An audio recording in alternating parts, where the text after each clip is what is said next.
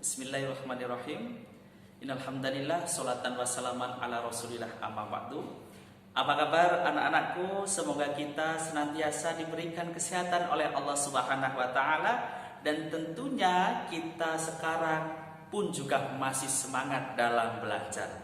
Berjumpa lagi kepada saya, Pak Lutfi Hakim, bahwa perjumpaan ini kita akan mempelajari akidah akhlak yang tentunya memasuki pelajaran yang selanjutnya. Ialah sebelumnya kami mohon kepada anak-anakku yang saya cintai, marilah kita sambil menyimak dan membuka buku kita, yaitu pada halaman 14. Halaman 14 yaitu pelajaran kedua tentang Asmaul Husna bagian pertama. Oke. Kalau kita mendengar Asmaul Husna tentunya kita tidak asing, karena setiap hari kita selalu membaca Asmaul Husna. Bahkan itu merupakan suatu kebiasaan, sehingga sampai kita hafal itu bagaimana Asmaul Husna. Karena apa? Tapi sebelumnya kita harus tahu apa Asmaul Husna itu. Oke. Asmaul Husna itu berasal dari dua kata. Yang pertama asma, yang kedua al-husna. Asma itu artinya nama-nama. Kalau al-husna artinya yang baik atau yang indah. Jadi Asmaul Husna itu nama-nama Allah yang indah. Nah, di dalam Al-Quran surat Al-A'raf ayat 180, maka anak-anakku silakan disimak. A'udzu billahi minasy syaithanir rajim. Bismillahirrahmanirrahim. Walillahil asmaul husna fad'uuhu biha wadarul ladina yulhiduna fi asma'i sayujzauna ma kanu ya'malun. Shadaqallahul adzim. Artinya ialah, dan Allah memiliki Asmaul Husna, ialah nama-nama yang terbaik. Maka bermohonlah kepada Allah dengan menyebut Asmaul Husna itu, dan tinggalkanlah orang-orang yang menyalahartikan nama-namanya. Mereka kelak akan mendapat balasan terhadap apa yang telah mereka kerjakan. Surat Quran, surat Al-A'raf ayat 180. Anak-anakku yang saya cintai dan yang saya sayangi, sekarang kita masuk Asmaul Husna yang pertama, ialah Al-Adim. Apa itu Al-Adim? Maka Al-Adim merupakan bagian daripada Asmaul Husna, karena Asmaul Husna jumlahnya 99 nama.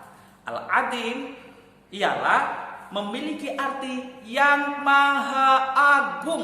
Nah, kalau kita membaca Asmaul Husna tentunya kita harus tahu arti dan makna. Jangan hanya sekedar membaca, hanya sekedar hafal, namun kita tahu artinya pun juga kita tahu maksudnya dan bagaimana cara kita mengamalkan setiap hari agar nama-nama Allah dapat kita amalkan setiap saat dan setiap hari.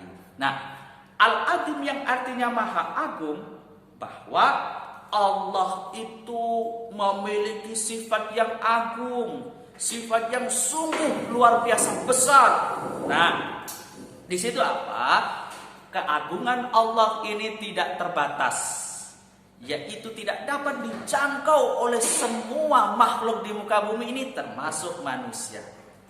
Kalau manusia bisa disebut manusia yang agung, ia bisa terbatas, tapi Allah tidak bisa terbatas.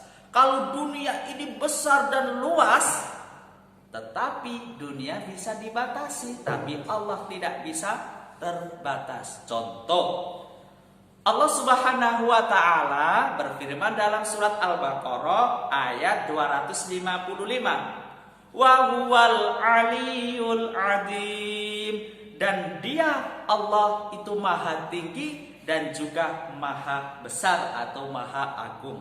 Contoh, manusia yang agung misalkan Ada presiden. Presiden itu kekuasaannya hanya satu negara.